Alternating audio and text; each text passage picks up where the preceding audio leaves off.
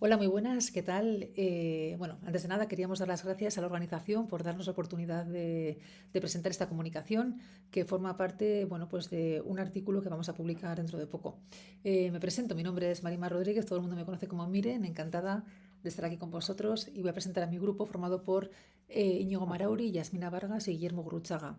Venimos de la Universidad del País Vasco y pertenecemos al grupo de investigación Mediaiker.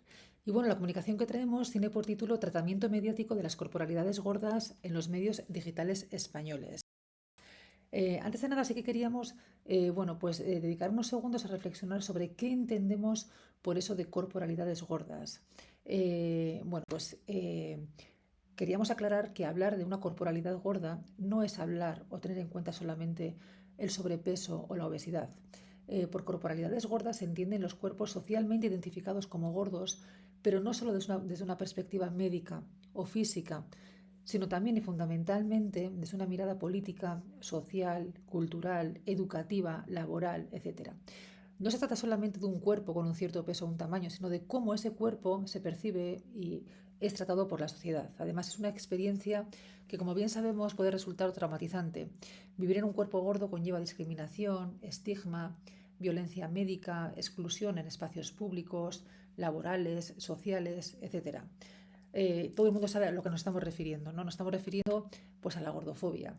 La gordofobia es un término que, bueno, pues si bien el neologismo gordofobia todavía no es reconocido por la RAE, sí es cierto que se ha popularizado mucho en el habla tanto común como en los medios de comunicación. Pues por aclarar, es la traducción del término fatfobia, que se recoge por primera vez en 1984 por Robinson. Y, bueno, es un concepto que además en ese idioma pues tiene otros sinónimos como fat shaming o fat shame. Y claro, no hay ninguna duda de que en los últimos años su presencia mediática ha aumentado, es mayor, así como se refleja en las diferentes narrativas y discursos sociales. Está en la calle, se habla de gordofobia, no solamente en los medios. Está claro que, bueno, si hace 5 años nos preguntaran qué significa gordofobia, pues muchos de nosotros, yo misma, no sabría qué decir. No conocía el término. Hoy en día sí que lo sabemos, en buena parte debido a ellos, a estos personajes públicos que lo que han hecho ha sido, bueno, pues poner ese tema sobre la mesa, sobre todo a partir de sus denuncias. La Chus y la fallecida Itziar Castro, e incluso Ibai Llanos. Bueno, pues una vez situado el tema, sí que nos voy a centrarnos en cuál ha sido el objeto de estudio de la investigación que aquí traemos. Bueno, pues los objetivos eran unos cuantos, los hemos resumido así en grandes líneas. Sería pues analizar el tratamiento de la gordofobia en los principales diarios online españoles, determinar en qué secciones se publican, qué tipo de lenguaje se utiliza y con qué connotaciones, reconocer el encuadre en el que se publican los contenidos, si es salud, si es cultura, etcétera. Identificar si él o la protagonista de la información es eso, un hombre o una mujer, y analizar el uso del lenguaje con las diferentes connotaciones que conlleva. Además, también, nos habíamos planteado algunas hipótesis, como que la gordofobia es un problema que tiene una presencia significativa en la prensa, principalmente en las secciones dedicadas a salud. Que en la cobertura informativa sí que hay un equilibrio entre los encuadres temáticos y los episódicos, ¿no? Pues son aquellos donde se profundiza el tema con fuentes contrastadas o es meramente anecdótico. Otra de las hipótesis que barajábamos era que la autoría de los textos eran muy iguales entre hombres y mujeres.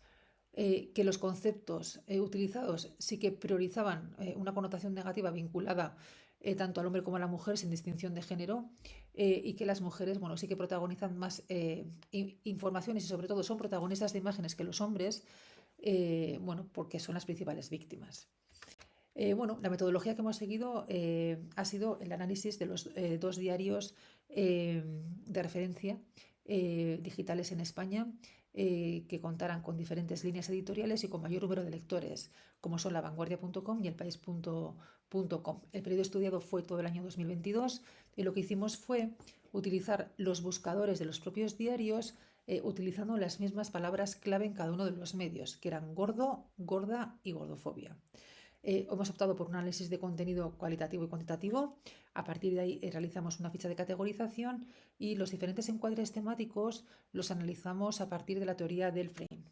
Bueno, en cuanto a los resultados, que son muchos, bueno, pues hemos traído aquí los más significativos. Analizamos 142 textos en total, 56 de ellos correspondieron al país.com y 86 a la vanguardia.com, con estos términos, estas referencias concretas, ¿no? Como eran gordo, gorda y gordofobia. Del total de los contenidos, 101 hacían referencia a la gordofobia, 73 contenidos de 73 contenidos, 31 en el país.com y 32 en la vanguardia.com de forma totalmente explícita, y de forma implícita pues aparecieron 38, 11 en el país y 27 en la vanguardia. Las secciones en las que más se publican estos contenidos, 37 son en sociedad y gente, no tanto en salud como pensábamos al principio, con diferentes denominaciones, pues ya sabéis, según el diario, ¿no? Como pueden aparecer, aparecían ese moda, celebrities, gente, lifestyle, sociedad, magazine, luchadoras. En estas categorías son numerosos, muchísimos los testimonios de son. En la sección de televisión hay 13 contenidos que hacen alusión también a la gordofobia. En la mayoría de las ocasiones se trata de informaciones que aluden a los comentarios, bueno, pues vertidos en redes sociales, en los platos de determinadas cadenas de televisión, determinados programas centrados en el sobrepeso de los diferentes personajes públicos. Por ejemplo, Carmen Lomana generan malestar en Secret History por sus comentarios gordofóbicos, un programa de televisión. En las secciones que se agrupan en torno a la moda y belleza se publican 12 textos bueno, relativos a la gordofobia. El rechazo a los cuerpos gordos, los obstáculos profesionales en el ámbito de la moda, así como la dificultad para encontrar tallas que se ajusten a esos cuerpos y sobre todo los trastornos alimenticios asociados a los juicios sociales y personales son los temas más tratados. Otra de las secciones es la ligada a la actualidad, como por ejemplo internacional, local o política, con 6 noticias solamente. Aquí el tratamiento de la gordofobia es muy residual, de una forma mucho más marginal es tratada. Sin embargo, en 2022 el acoso sufrido por un niño, el acoso escolar por un niño sí que se hizo viral a través de las imágenes bueno, que el hermano más pequeño subió en las redes sociales mostrando las burlas bueno, de que era objeto por parte de sus compañeros. También son 3 los contenidos relacionados con la salud, correspondientes a las secciones de salud y bienestar, ciencia y materia, cribeo. Esos textos se caracterizan sobre todo por abordar la obesidad desde una perspectiva multifactorial, aunque de forma directa o indirecta sí que aluden a la gordofobia. En cuanto a los encuadres de las informaciones, solo 28 de los 101 textos tienen un encuadre temático, así en general, y en la sección de opinión el 100% de los textos responden a este marco, pero en deporte y televisión la proporción sí que se invierte. Salud, por tanto, es la tercera categoría donde porcentualmente más contenidos se publican, con un enfoque temático seguido de moda y belleza, de sociedad y gente, con el mismo número 6, que supone en este caso el 16%. En cultura y actualidad encontramos 1 y 2 textos respectivamente en ambos diarios. Estos datos, bueno, pues reflejan hasta qué punto la gordofobia, en el 72% de los casos analizados, está sujeta a acontecimientos muy concretos, a sucesos puntuales que sugieren de forma explícita o implícita un tratamiento discriminatorio, vejatorio hacia una persona concreta, generalmente muy conocida, popular, famosa, por estar gorda. En el 48% de estos textos sí que está presente la perspectiva de género, y el criterio para esta distinción tiene que ver con las alusiones pues, explícitas o implícitas de las mujeres como las víctimas más extendidas de la discriminación por su peso. Las mujeres, además, son las protagonistas de las informaciones en el 60% de los casos, y de ellas el 32% son mujeres anónimas, mientras que el 68% se les puede englobar, como decíamos antes, bueno, pues en este encuadro de famosas, populares, etcétera, conocidas. Respecto a esto, bueno, pues las profesiones que más abundan son las procedentes del mundo de la moda, el espectáculo y la comunicación. Actrices, cantantes, influencers y algunas comunicadoras, ¿no? Son algunas de ellas. Algunos de los nombres propios pues son muy conocidos, ¿no? Por ejemplo, en el ámbito internacional aparecen Taylor Swift, Lizzo, Britney Spears, bueno, algunas las protagonistas de la serie Los Bridgerton. Los hombres son menos relevantes en este tipo de contenidos, ya que solamente el 15% protagonizan estas informaciones, y de ellos solamente 4 son conocidos: un presentador de televisión, un cantante, un jugador de cricket y un personaje de ficción. En el 89% de los contenidos hay imágenes que los acompañan, y solamente en el 11 restante no hay ningún tipo de imagen, ni de infografía, ni de ilustración. En total se editan 178 fotografías que se distribuyen entre los 90 textos. Hay más fotografías, perdón, de personas gordas que gordos, con 62 y 14 respectivamente. Es un número bastante importante la diferencia. Y la verdad es que, bueno, pese a abordar la gordofobia, los cuerpos normativos son mayoría en ambos sexos. El 53% son imágenes de mujeres delgadas y el 59% de hombres. Los cuerpos gordos pertenecen a personas públicas, modelos, actores, actrices, cantantes, influencers, como decíamos antes. Solamente hay 8 fotos de hombres anónimos, el mismo número 8 en el caso de las mujeres y solo 3 cuando aparecen en grupo. En cuanto al enfoque, el 74% de los textos se califica de gordo o gorda a una persona con sobrepeso y aparece ese término como un juicio y una crítica sobre su aspecto físico que a veces aparece en forma de insulto.